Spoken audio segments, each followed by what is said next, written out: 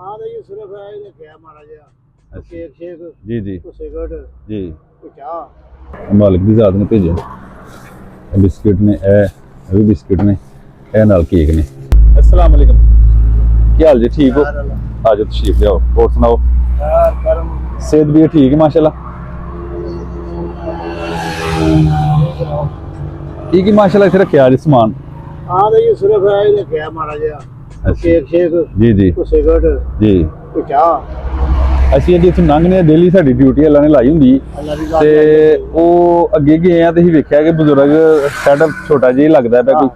ਤੇ ਚਾਹੇ ਸ਼ਾਇ ਨਾਲ ਸਿਗਰਟ ਵਗੈਰਾ ਇੱਥੇ ਪਿੱਛੋਂ ਕੋਈ ਕਸਟਮਰ ਆਉਂਦੇ ਨੇ हाँ जी ਸਹੀ ਕੰਮ ਸ਼ਮ ਇੱਥੇ अल्लाह के मारा ਚੱਲ ਜਾਂਦਾ ਨਿਜ਼ਾਮ गुजारे अल्लाह की जात ने तोड़ रहा ਇਹ ਅਪੀਲ ਲਾਇਆ ਕਿ ਉਹਨਾਂ ਲਵਾਇਆ ਪਿੱਛੇ ਲੈ ਜਿਹੜੇ ਚੱਲ ਵਾਲੇ ਜਿੱਥੇ ਕਿਤੇ ਬੈਠੀਏ ਕਿਤੇ ਪੁੱਛ ਕੇ ਬਹਿਣੇ ਪੈਂਦੇ ਜੀ ਬਿਲਕੁਲ ਅੱਲਾਹ ਤਾਲਾ ਕਰਮ ਕਰੇ ਤੇ ਅੱਲਾਹ ਨੇ ਛੋਟਾ ਜਿਹਾ ਤੋਹਫਾ ਤੁਹਾਡੇ ਸੇ ਭੇਜਿਆ ਹੈ ਉਹ ਕਹਿੰਦੇ ਤੁਹਾਨੂੰ ਦੇ ਦੇਣੇ ਕਿਹੜਾ ਜੀ ਸਮਾਨ ਹੈ ਥੋੜਾ ਜਿਹਾ ਕਿਹੜਾ ਤੋਹਫਾ ਦੱਸੋ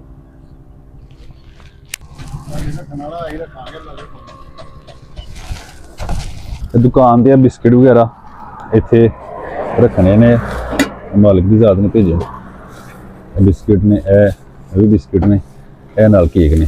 ਕਿਉਂਕਿ ਚਾਹੇ ਦੇ ਨਾਲ ਸਮਾਨ ਹੋਏਗਾ ਨਾ ਇਨਸ਼ਾਅੱਲਾ ਮਜ਼ੀਦ ਜਿਹੜੇ ਨਾ ਮਾਮਲਾਤ ਬਿਹਤਰ ਹੋਣਗੇ ਇਹ ਸਾਰਾ ਹਾਂਜੀ ਤੋਹਫਾ ਅੱਲਾ ਨੇ ਭੇਜਿਆ ਇਹਨਾਂ ਸੇ ਬਜ਼ੁਰਗਾਂ ਸੇ ਸਾਨੂੰ ਇਜਾਜ਼ਤ ਦਿਓ ਇਹ ਤੁਹਾਡੀ ਦੁਕਾਨ ਵਾਸਤੇ ਨੇ ਇਹ ਬਰਕਤ ਇਨਸ਼ਾਅੱਲਾ ਦੇ ਵਿੱਚ ਪਏਗੀ ਤੂੰ ਸਾਡੇ ਵਾਸਤੇ ਬਸ ਦੁਆ ਕਰ ਛੱਡਣੀ ਅਸੀਂ ਡੇਲੀ ਇੱਥੋਂ ਲੰਘਨੇ ਆ ਤੇ ਸਾਡਾ ਇਹੀ ਕੰਮ ਹੈ ਅੱਲਾ ਨੇ ਸਾਡੀ ਡਿਊਟੀ ਲਾਈ ਜਿਹੜੇ ਬੰਦੇ ਮਿਹਨਤ ਕਰਨ ਵਾਲੇ ਇਹਨਾਂ ਹੱਕ ਲਾ ਦੀ ਰੋਜ਼ੀ ਕਮਾਉਣ ਵਾਲੇ ਨੇ